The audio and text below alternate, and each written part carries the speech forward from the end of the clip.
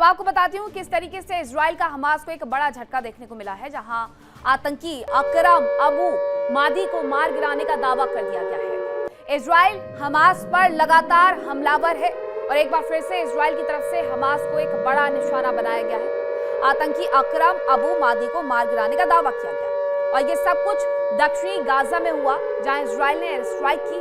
Hamas को मजबूत करने में अबू मादी जुटा हुआ था। ये इजरायली डिफेंस फोर्स की तरफ से बयान भी सामने आ गया। उनका कहना है कि ये व्यक्ति हमास को और ज्यादा मजबूती प्रदान कर रहा था, इसलिए इसका खात्मा होना आवश्यक था, जो कि हमने कर दिया।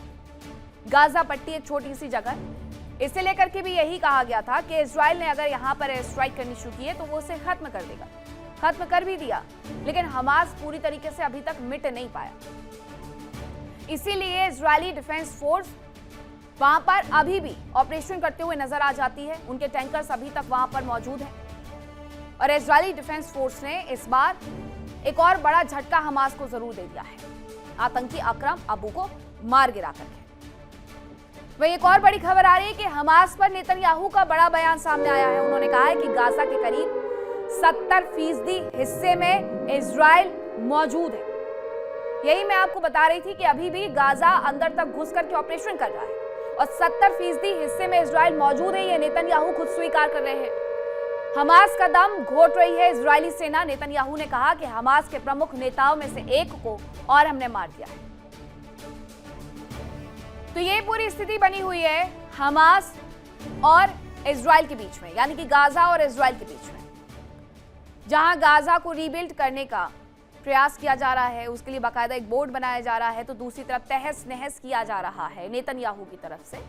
और वो एक और बयान दे रहे हैं। हालांकि 2023 में 7 अक्टूबर को जो हमला हुआ था, उसके बाद नेतन्याहू की ये कसम थी कि वो हमास को जड़ से खत्म करके ही इस युद्ध को रोकेंगे, और आज तक वो उसी बात पर टिके हुए हैं। वहीं लेबनान को लेकर के क्या चल रहा है वो मैं आपको बताती हूँ, क्योंकि लेबनान पर मार्को रूबियो का बड़ा बयान आया है। उन्होंने कहा कि हिजबुल्लाह के कारण लेबनान में है इजराइल।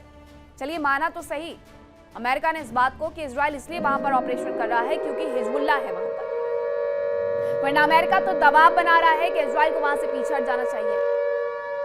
रूबियो ये भी मान चुके हैं कि हिजबुल्लाह इजराइल पर हमले करता है, इजराइल पर वो ड्रोन और मिसाइलें लॉन्च करता है।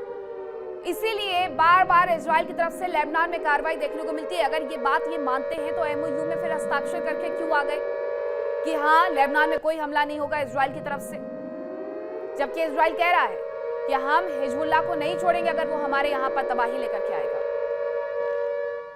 वहीं एक और खबर आपको बताती हूँ, जहां ईरान के तेल कारोबार से जुड़ी हुई खबर है कि तेल इंफ्रास्ट्रक्चर का विस्तार ईरान की तरफ से किया जा रहा है। फारस की खाड़ी में नई ऑयल फील्ड लगा दी गई है, ये बताया जा रहा है। अब उसने ये फारस की खाड़ी में कर दिखाया है। ये नई तैयारी उसकी तरफ से की जा रही है। 6200 टन भारी रशादार ऑयल फील्ड उसकी तरफ से लगा दी गई है। युद्ध के दौरान उसे नुकसान भी हुआ, लेकिन युद्ध के दौरान उससे सबसे ज्यादा तेल बेच करके फायदा भी कमाया है। इसीलिए वो एक और नई ऑयल फील्ड लगा रहा है, जिसकी वजह से उसे और ज्यादा फायदा हो सके। ईरान को नुकसान हुआ, उसकी टॉप लीडरशिप खत्म हुई, ईरान का इंफ्रास्ट्रक्चर तबाह हुआ, लेकिन ईरान ने अपना तेल बेचना वापस से दुनिया भर में शुरू कर दिया। उसकी फ्रीज की गई संपत्तियों को अनफ्रीज करने की बात कही जा रही है।